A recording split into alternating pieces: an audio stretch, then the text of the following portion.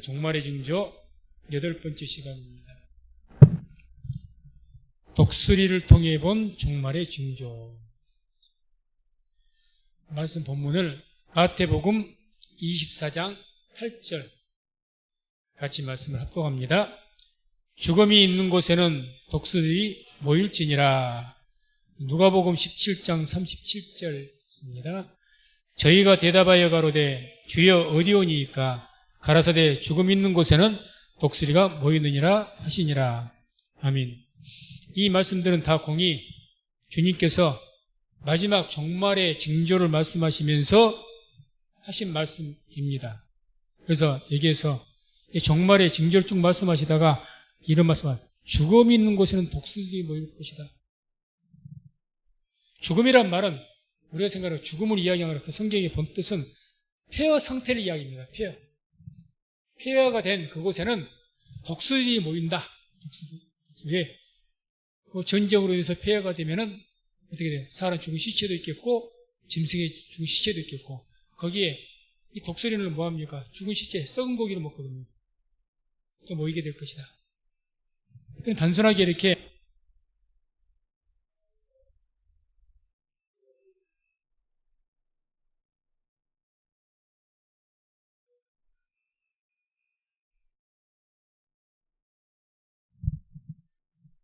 단순하게 그 어떤 짐승이 이렇게 모이는 것을 이야기하는 것은 아니고, 항상 이렇게 종말에 대한 말씀이라든지 계시록의 말씀은 상징적 용법을 많이 사용합니다. 이게 독수리가 의미하는 것이 있다는 거죠. 상징하는 것이.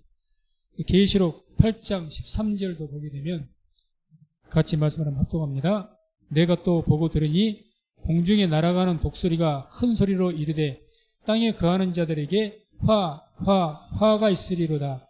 이 외에도 세 천사의 불 나팔 소리를 인함이로다 하더라. 자, 그래서 이와 같이 계시록에도 독수리에 대해서 이야기하죠. 그럼 이 독수리가 대체 뭘 의미하느냐? 한마디로 말하면 영적 존재, 천사를 의미한다고 할 수가 있습니다.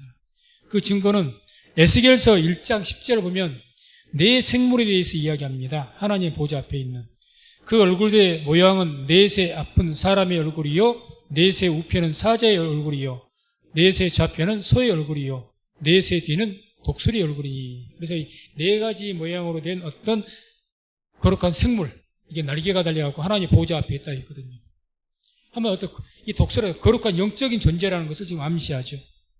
또 에스겔서 10장 14절 보면 그룹들은 각기 네 면이 있는데 첫 면은 그룹의 얼굴이요, 둘째 면은 사람의 얼굴이요, 셋째는 사자의 얼굴이요, 넷째는 독수리 얼굴이더라.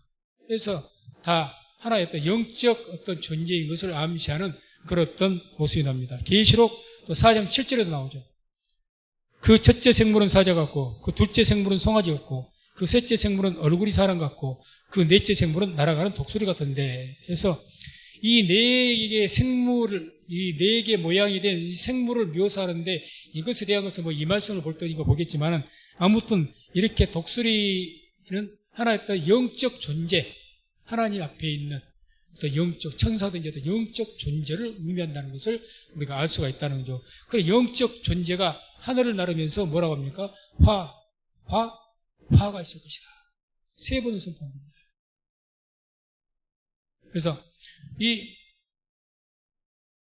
세 가지 화, 여기서 말하는 계시록 8장 13절에 나오는 이 세 가지 화는 어떤 화를 말하는가? 마태복음 24장 4절 8절 보면 주님께 종말의 징조 말할 때 처음 재난의 시작 때의 종말의 징조를 말해요. 그 종말의 징조를 말한 게 아닙니다. 보면 24장 4절 8절 보면 예수께서 대답하여 가라사대 너희가 사람의 미혹을 받지 않도록 주의하라. 많은 사람이 내 이름으로 와서 이르되 나는 그리스도라 하여 많은 사람을 미혹케 하리라. 난리와 난리 소문을 듣겠으나 너희는 삼가 두려워 말라. 이런 일이 있어야 하되 끝은 아직 아니니라. 민족이 민족을, 나라가 나라를 대적하여 일어나겠고 처처에 기근과 지진이 있으리니 이 모든 것이 재난의 시작이니라. 그러니까 이런 것들 재난의 시작이라고 이야기한 거예요. 여기서 독수리가 화가 시작, 재난의 시작을 말한 게 아닙니다. 중간을 이야기하는 겁니다. 그래서 계시록 보면 인지양, 인장이 재난의 시작이에요. 인을 뗐을 때. 그 다음에 나팔 재앙을 말합니다. 마지막이 대접 재앙이죠. 쏟아버리는 것. 그래서 지금 화를 선포하는데 이 내용은 뭘 나팔 재앙을 지금 이야기하는 겁니다. 한참 재앙이 진행되는, 그래 가장 그 재앙이 막 심각한 상태에 있을 때 그걸 묘사한 거죠.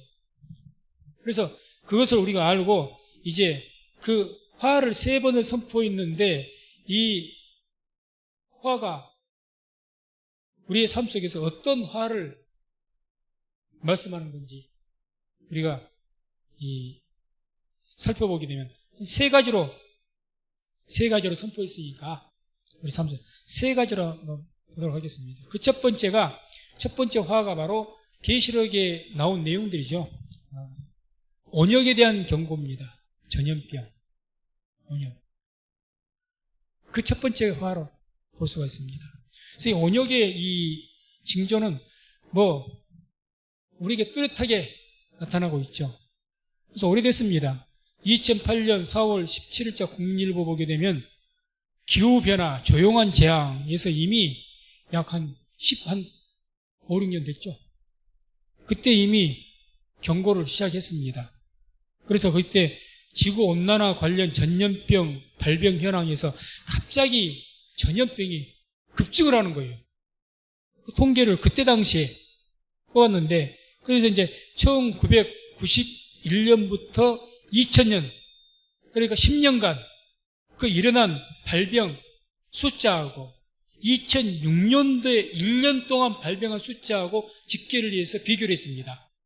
그 질병의 내용은 말라리아가 10년간 통해서 총 집계가 1391명이었는데 91년부터 2000년 동안 해서 10년간 2006년도에 조사했더니 단 1년 안에 2051명, 10년보다 2배가 늘어버렸습니다.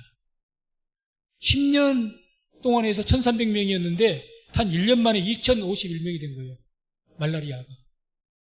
또 세균성 이질 10년간 582명이 나타났는데 단 1년간 389명, 거의 반 이상, 몇 배가 증가했다는 거죠. 이것도. 스스가무시 529명이 10년 동안 나타났었는데 2006년도에 단 1년간 6,480명으로 증가를 해버렸습니다. 황열 133명이 있는데 단 1년간 422명으로, 렙토스피라가 어떤 병인지 잘 모르겠습니다만 36명이었는데 단 1년간 119명으로, 아무튼 이런 어떤 질병들이 갑자기 급증을 해버린 거예요.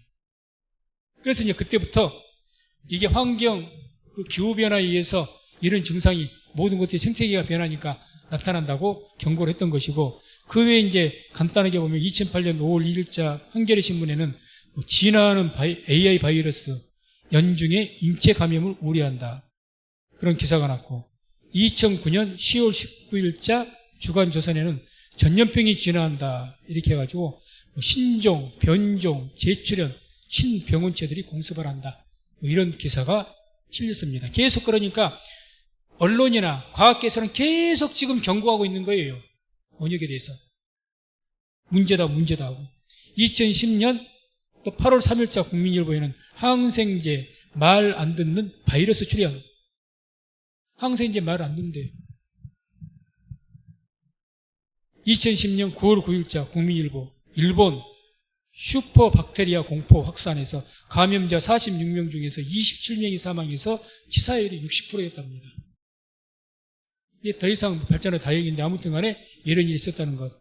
그 다음에 2010년 9월 14일자 전 세계 항생제 내성 해결 못하면 페니실린 발견 이전으로 돌아갈 것. 페니실린이 대량 생산한 게 1943년도였는데 그 발견 이전으로, 페니실린 발견 이전은 사람의 그 평균 수명이 50, 60이었답니다. 발견 이후에 이제 이 항생제, 이 페니실린 발견해갖고 사람 사망 숫자가 줄어들어갖고 그 80세 이상이 됐다는 거죠. 수명 늘고 많은 사람이, 그래서 아주 이 페니실린 발견이 대역사적인 사건으로 기록이 되죠. 그래서 슈퍼박테리아가 나타나니까 이거 통제 못하면 이제 그렇게 된다 그 말이죠. 경고 있고.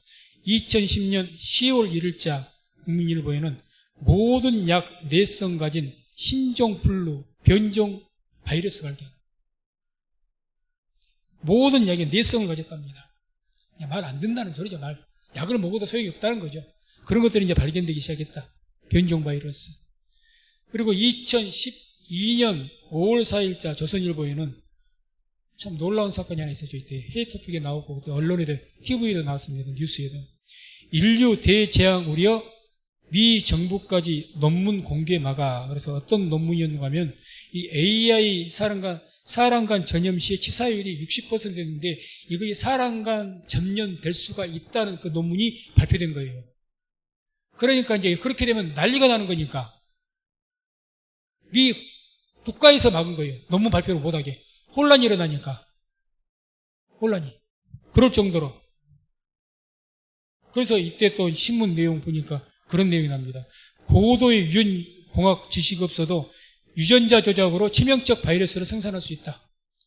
어지간한 아주 고도의 지식이 아니어도 유전공학 조금만 가지고 있으면 아주 치명적인 바이러스를 생산할 수 있다는 거죠. 그러니까 그것은 이제 인공적으로도 이렇게 전염병을 만들어서 세균 전쟁, 그것에 대한 경고를 했던 것이고, 사실 우리가 걱정을 하죠. 소련이나 다 이런데 중국도 왜 이번에 코로나가 발생했다고 의심합니까? 연구소에서 세균 바이러스 그 무기 연구하다가 나타난 거예요. 중국은 덮고 아니라고 하는데 다 그렇게 의심하잖아요. 의심. 전쟁 때 쓰려고. 그래서 이 감염병 유형별 전 세계 사망자를 이렇게 2022년 12월 기준으로 해서 봤더니 옛날에 일어났던 사스가 발생했고 744명이 전 세계적으로 사망했고 메르스는 858명, 에볼라는 11,325명 사망을 했습니다. 그 무서운 전염병들. 그런데 이번에 코로나가 발생해갖고 확진자만 해서 1억 7,820만 2,610명. 2022년 12월 달 기준입니다. 작년 말 기준. 사망자가 약 600만 명으로 집계가 됐는데 저개발국, 이런 통계조차 잡히지 않는 아시아 저기 그걸 포함하면 사망자 추산했을 때는 약 1,800만 명이 사망했을 것으로 봅니다. 1,800만 명. 그전에 에볼라가 그렇게 무서워도 11,300명이 있지 않습니까? 이번 코로나가 1,800만 명이랍니다. 이거는 뒤로 자빠져 버릇이요.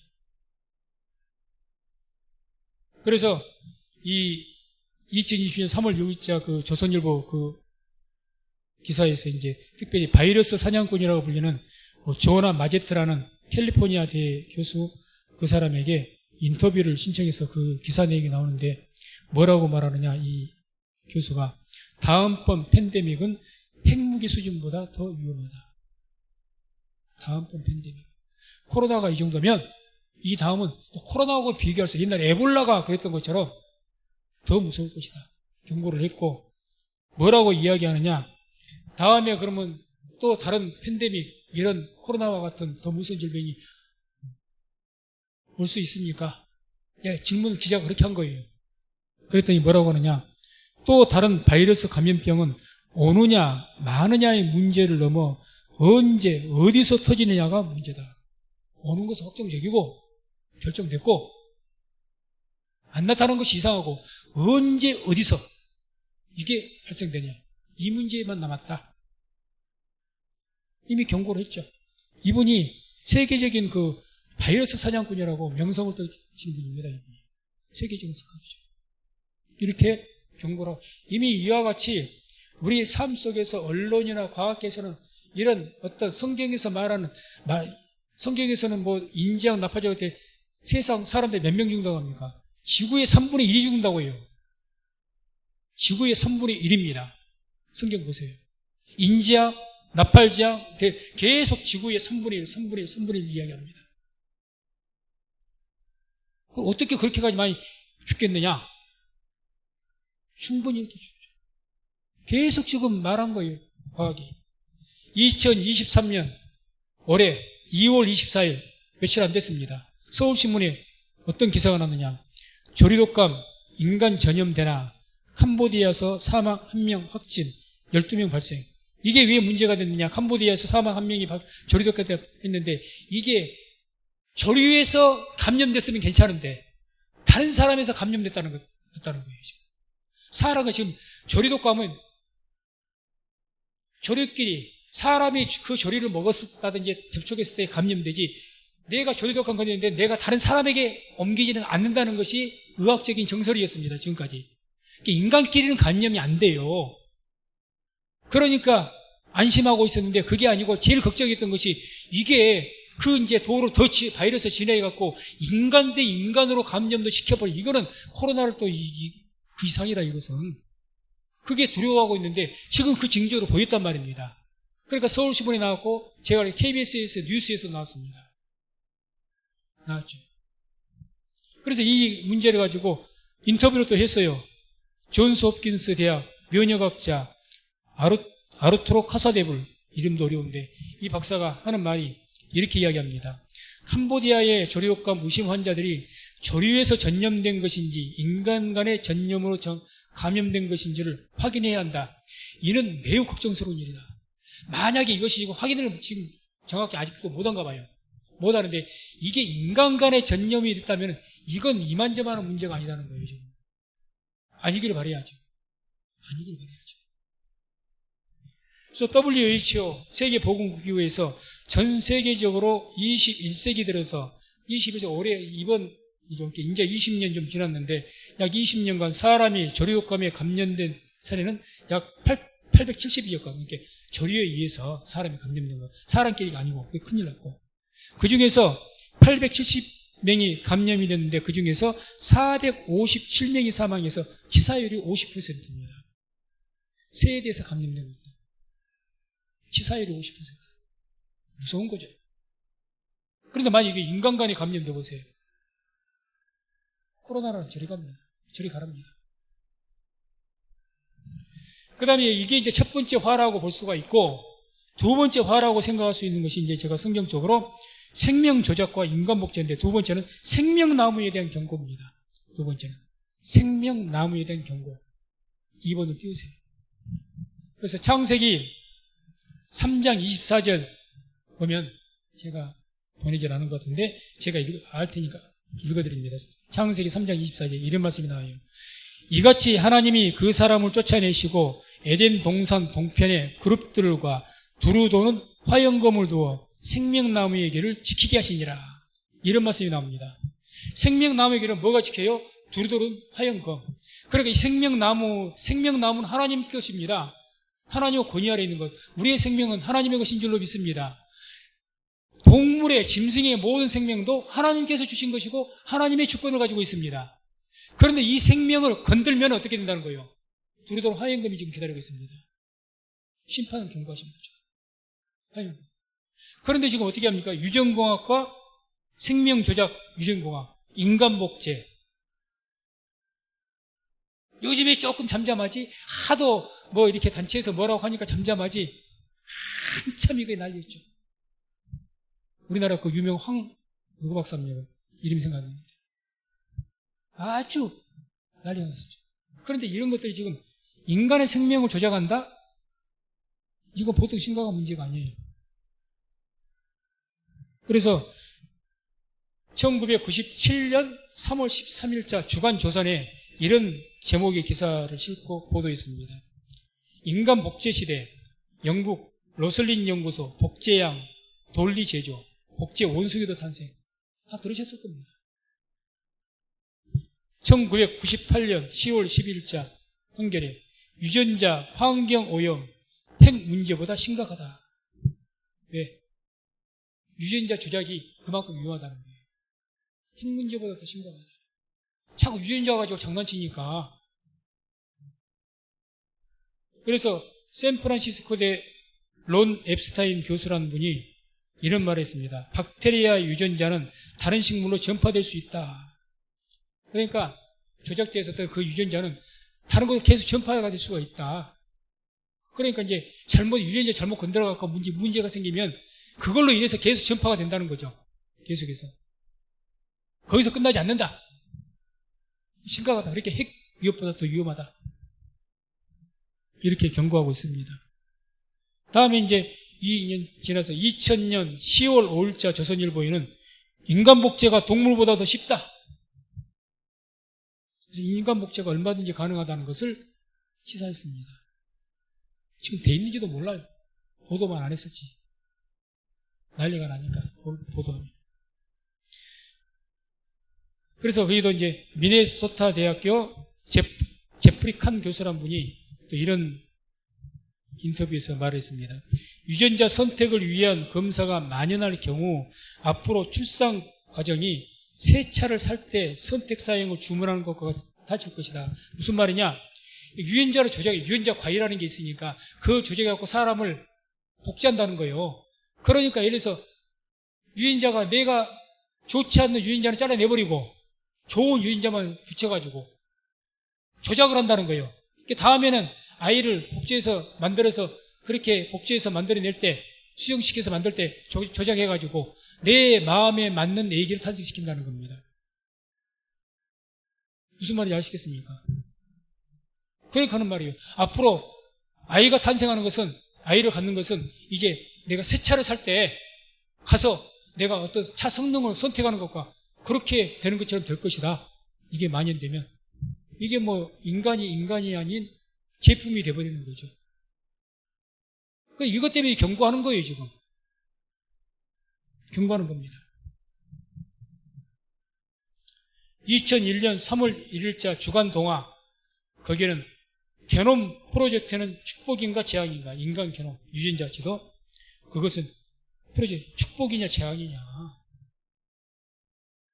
그래서 2001년 2월 11일 그 미국이 인간 게놈 지도 완성을 발표했죠. 인간 유전자가 3만 5천 개다. 그래서 이 사건은 뭐 인간이 달 착륙을 했던 그런 사건을 능가하는 사건이다. 그래서 유전자 지도를 밝히는 것을 인류의 획기적인 사건으로 이야기합니다. 왜? 이 유전자 지도를 밝혔기 때문에 우리가 유전자로 그 전염병을 앓지 않습니까? 계속 유전이가 돼가지고 그 문제를 해결할 수가 있다는 거예요. 유전자를 이제 발견했으니 인간을 마음대로 복제할 수도 있고 인간을 마음대로 어떤 조작해서 여러 가지 뭐 어떤 이제 목적이야 치료 목적을 가지고 한다 그러죠. 치료 목적, 인간의 유토피아를 위해서. 그런데 우리가 신앙적으로는 너무 이게 지금 무서운 일이고 과학적으로도 위험성을 계속 경고를 합니다. 계속 경고.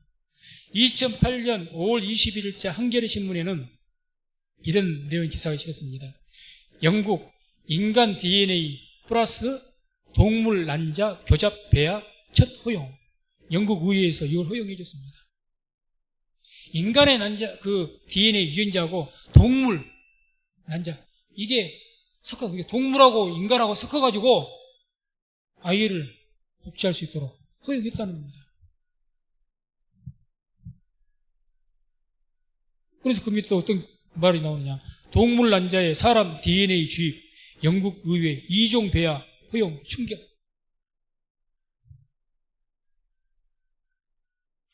(2010년 12월 3일자) GMO 유전자 식품 말하죠. GMO 식물 전국 26곳 유출 생태계 교란 비상. 그래서 기사 내용은 이런 내용이에요. GMO는 자연적 교배가 아닌 동물의 유전자를 식물에 집어넣는 자연적 교배가 불가능한 생물종의 유전자를 이로 인해 슈퍼 잡초 등이 나타날 수 있다. 조작해서 이렇게 한 것이기 때문에 그러니까 유전자 조작해서 이렇게 어떤 식물 같은 것을 키우면은 그러니까 고구마도 그냥 수박 많은 고구마가 이렇게 할 수도 있다 그 말입니다. 그런데 그게 문제가 심각하다는 거예요. 위험성이 너무 많다는 거죠. 그래서 우리도 지금 슈퍼마트 같은 거 가서 아이들 과자 같은 거 사면 GMO라고 써진 것도 있어요. 그게 다 유전자 조작된 식품에서 만든 제품입니다. 그러니까 이게 민감한 사람들은 그 식품 안 먹으려고 그러죠. 그건 싸거든요. GMO라면 싸거든요.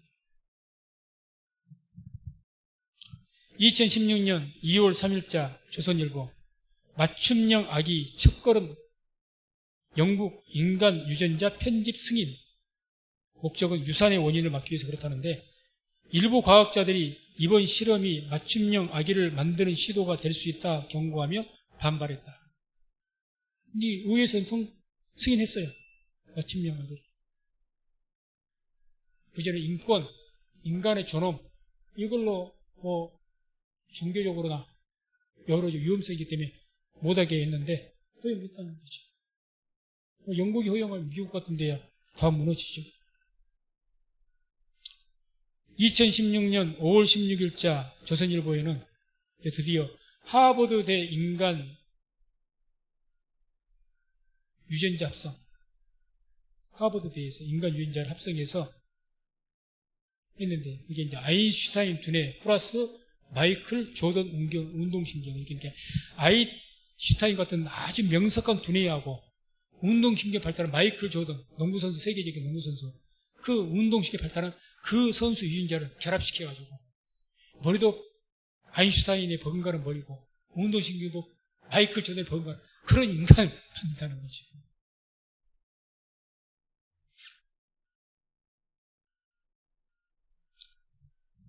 2003년 인간 게놈 프로젝트 1 성공. 그래서 이때 인간 게놈 프로젝트 1번 성공한 것은 인간 DNA 염기 서열을 지도화해서 성공한 것, 발표한 것, 미국이 그걸 말하고. 근데 인간 게놈 프로젝트 2가 있습니다. 그게 목표가 뭔 줄 아십니까? 인간 DNA 전체를 인공적으로 합성을 목표합니다. 전체를. 그래서 DNA 합성으로 생명체 만들 수 있다는 것을 이미 입증했습니다.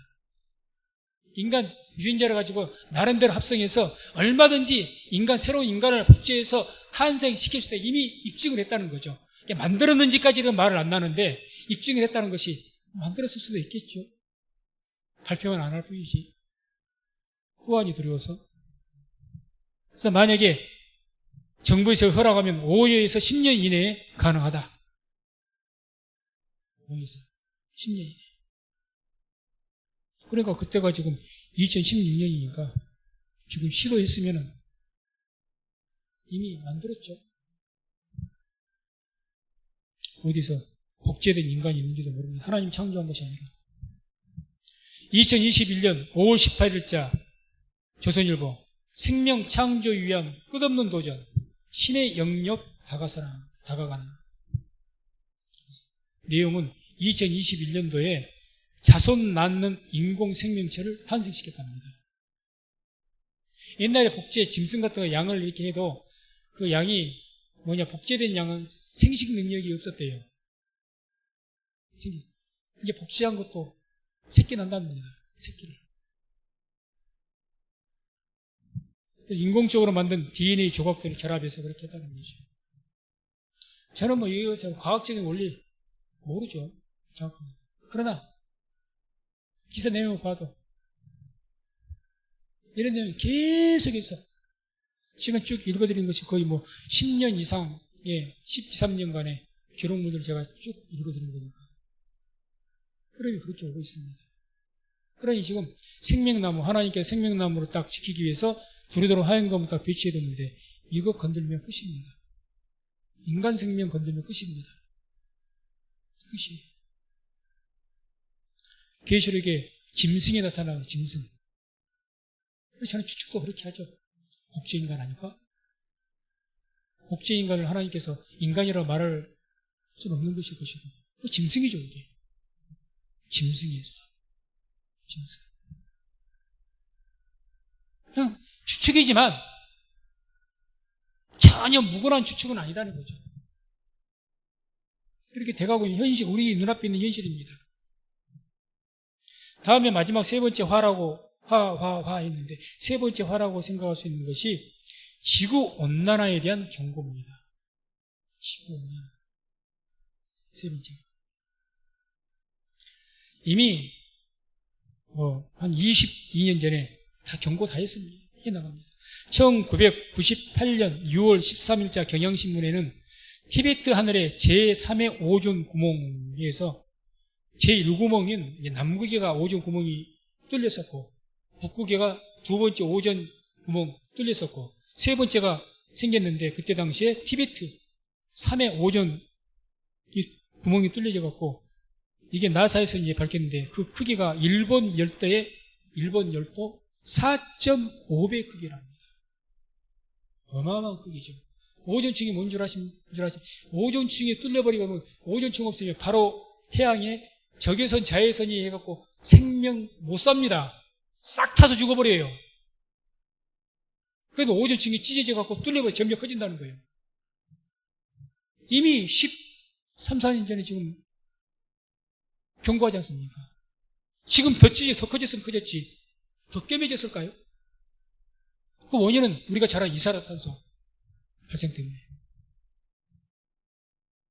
이미 그렇게 경고했고 2006년 4월 4일자 국민일보 열받는 지구 온난화 비상 사이언스지에서 보도를 했는데 뭐라고 그린란드 해빙 만약 되면은 그린란드 그 남극 그게 참 그런데 그 얼음이 다 녹게 된 해빙이 되면 2100년경 되면은 해수면이 6.6m 높아지고 기온이 4.4도 상승한다.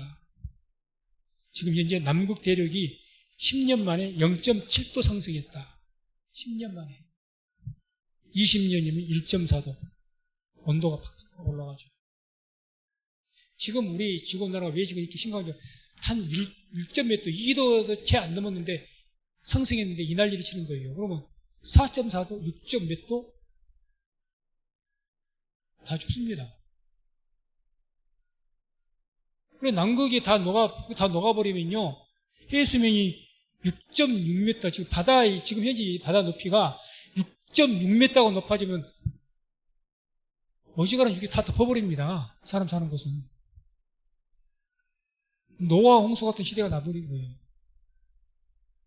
그걸 물론 이때는 가정이겠지만 지금 그렇게 가고 있죠. 지금 그렇게 예고하는 것이고 경고하는 것이고. 그리고 2007년 2월 3일자 한겨레 신문 보게 되면 열받은 지구 뉴욕, 도쿄 해수면 위협. 뉴욕이나 지금 도쿄가 점점 더 물이 높아져 올라가고 있죠. 2007년 4월 7일자 한겨레 신문에는 또 지구 생물종 20에서 30% 30년 뒤 멸종 위기 온다 이렇게 예측을 했거든요. 이게 20에서 30%가 30년 뒤. 그런데 그게 얼마나 빨라졌는지 모릅니다. 뒤에 보면. 그리고 2008년 10월 10일자 국민일보에는 유엔 지구환경 회복 불능 임계점 향하고 있다 이렇게 경고를 했고, 유엔 환경계획에서 뭐라고 했느냐, 몇몇 동식물종은 사라지는 비율이 이전보다 1000배나 빨라졌다는 겁니다. 1000배. 몇 수십 배에도 놀랄 판인데 1000배가 빨라졌다는 겁니다. 그게 유엔 환경계획에서 발표를 한 거예요. 2010년 9월 30일자 국민일보에는 세계식물 22% 멸종위기 처했다. 아까 30년 뒤에 온다고 했잖아요. 2007년에. 3년 뒤에 이미 세계식물이 22%가 멸종위기에 처했답니다. 얼마나 빨라진 겁니까? 2011년 5월 11일자 국민일보 무너지는 개화 질서, 꽃과 벌 공생모대 공멸할 수도. 벌이 얼마나 지금 많이 없어졌고 나비가 얼마나 많이 없어졌고 무너지는 개화 질서. 기온이 바뀌니까 꽃피는 시기가 틀려버리니까 이 나비와 벌이 헤매버리는 거예요 지금.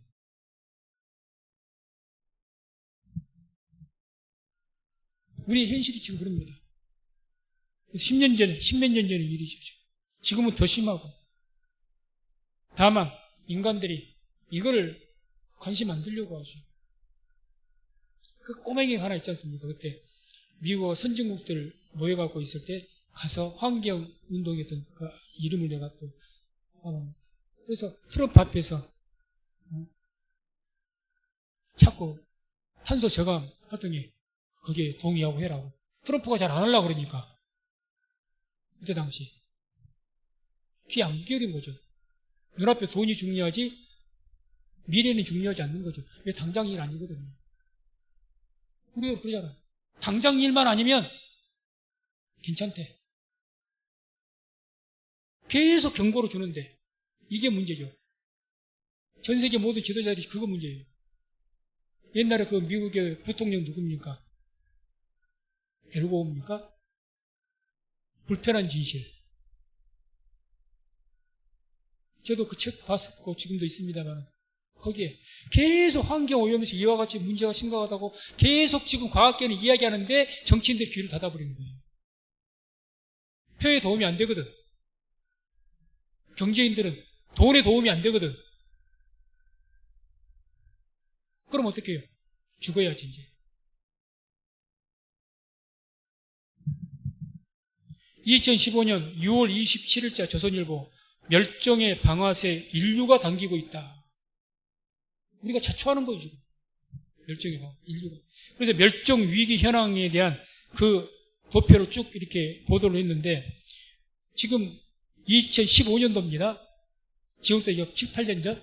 그때 겉시식물이 47%가 멸종을 이미 했고 속시식물이 71%가 멸종을 했고 조류가 13% 멸종, 포유류 25% 멸종, 무척추 동물 45% 멸종, 파충류 28% 멸종, 양서류 41% 멸종, 어류 28% 멸종, 연체동물 46% 멸종, 갑각류 39% 멸종. 2015년 6월 현재. 지금은 더 많이 멸종됐겠죠.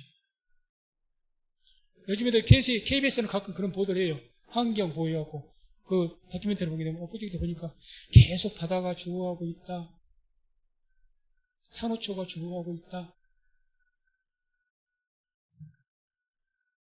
점점점 더 올가미가 쪼여오는 거죠. 올가미가 쪼여오는 겁니다. 그래서 이런 모든 어떤 이 하나님께서 말씀하시는 이 화, 이거는 하나님께서 그냥 없는 것을 만들어서 우리를 몽둥이에 때리신 것이 아니라 죄의 결과로 해서 우리가 스스로 자초해서 멸망하게 되어 합니다. 자초해서. 2016년 4월 22일자 조선일보 보게 되면 또 이런 말씀이 나와요. 이런 내용이 나옵니다. 기후변화, 물의 위기, 이대로 가다간 수십 년 내 지구 생명체 멸종의 길로. 수십 년 내 지구 생명체 전체가 다 멸종하게 될 것이다. 경고한 거예요. 이게 이제 미 국립 해양 대기청에 있는 포프 박사팀이라는 연구팀이 있는 모양입니다. 거기서 이런 말하죠. 마지노선, 이산화탄소가 450ppm을 넘어서면 인류는 파국의 길로 들어설 것이다. 450ppm 기억하십시오. 마지노선, 이산화탄소 농도. 그런데 미 해양대기국에서 거기서 2016년 4월 17일 날 조사를 했더니 이산화탄소 농도가 407ppm이었습니다. 450에서 약 한 43 남았네요. 그 다음에 2022년 6월 23일 작년 이산화탄소 농도가 421ppm이 발표되어 있습니다. 약 20ppm이 증가해 보죠. 그러면 앞으로 그 2020 작년 기준에서 앞으로 뭐 450을 넘어서면 파국얘기를 한다는데 10년 후면 어떻게 됩니까? 10년 후면 450 넘죠 이제. 넘죠. 얼마 남았습니다. 얼마 남았어요. 그래서 2020년도 10월 8일자 조선일보에는 신약 바이오 연료 보호 식물인 40%가 사라질 위기다. 20년도. 전체 모든 식물을 말하는 거예요. 그래서 성경에서는 우리에게 분명하게 마지막 때 징조를 말씀하셨고 이야기했습니다. 계시록에도 계속해서 말씀을 합니다. 그럼 그 말씀이 말씀으로 끝난 것이냐? 우리 현실에서 지금 그렇게 되고 있습니다. 그대로 되고 있는 거죠. 그래서 결국 우리가 이런 것을 봤을 때 지금 우리가 살아가는 이 시대가 두말할 필요 없이 마지막 때다. 그래서 저는 이미 인재앙 시대는 시작이 됐고 지금 나팔 재앙이 진입을 하고 있다고 봅니다. 계시록 한번 읽어보세요. 인재앙을 말씀을 쭉 하시고 나팔 재앙에 대해서 쭉 경고하시고 대접 재앙은 어떻게 표현하십니까? 쏟아버린다 그럽니다. 쏟아버린다. 인재앙은 뭐 점차 진행하는 그런 발전이고 나팔 재앙도 점점 확산되는 그런 어떤 단계적인 이런 것인데 대접은 뭐라고 표현하죠? 성경이 쏟아버린다. 자 보세요. 아까 이산화탄소 450ppm 넘어서면 파국이 될 것이다. 딱 계속해서 지구 환경이 계속 버티다가요. 딱 어느 한계가 되면 와르르 한꺼번에 무너져 버립니다. 와르르. 모든 것이 이제 무너져 버려요. 지구 환경이 여러 가지로 버티고 온 거예요, 지금. 어느 순간 오존층 파괴돼 버리고 모든 것이 막 파괴돼 가지고 한꺼번에 와장창 무너져 버립니다. 그게 대접 재앙입니다. 그래서 계시록에는 그런 감당치 못할 그런 전 3년 반, 후 3년 반에서 후 3년 반 본격적으로 재앙될 때 휴거 사건이 그래서 있는 거예요. 휴거가 있는 거예요. 그래서 우리가 이 시대를 살아가면서 특별히 이 마지막 때에 조금 관심을 가지시고 우리가 신앙생활을 해야 됩니다. 이때 함께 기도해야죠. 주의 재림 때. 그래서 5처녀는 기름 준비 못해가지고 결국 주님 맞이하지도 못하고 기름 준비한 5처녀가 주님 예배한 것처럼 지금 기도하실 만한 때 기도하십시오. 말씀 연구하시고 열심으로 헌신하고 봉사하시고 그래서 기름을 준비하십시오. 기름이 뭘로 준비된 줄 아십니까? 우리가 열심으로 기도하고 말씀 듣고 헌신하고 봉사함에 따라서 기름이 준비가 되는 겁니다. 기름. 그래서 정말 이런 때 되면 기도할 수도 없고요. 상황이, 환경이. 예배드릴 상황도 못 되고요. 그때 영적 기갈의 시대가 온다지 않습니까? 말씀을 듣고 싶어도 들을 수가 없는 거예요. 시대는. 그런 때가 옵니다. 어떻게 하시겠습니까? 기름 준비한 자는 끝까지 주님 오신 날까지 불을 밝힐 수가 있을 겁니다. 계속 기도해 왔으니 그 쌓인 것이 있어. 이제는 그런 것이 없어도 내 스스로 혼자 살아도 말씀 있고 기도하고 해서 내 신앙을 지키고 주님을 기다리는데 기름 준비하는 자는 되겠습니까?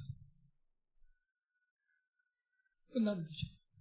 그래서 우리 성민 순복음교회는 이 마지막 때에 기름 준비한 그런 10처녀가 5처녀가 되어서 빛을 발하시고 또 우리를 통해서 다른 많은 영혼들, 많은 사람들이 도전받고 함께 끼어서 기도할 수 있도록 우리가 그러한 교회가 될 수 있도록 기도하시고 승리하는 삶을 살아가시기를 주의 이름으로 축원해 드립니다. 427장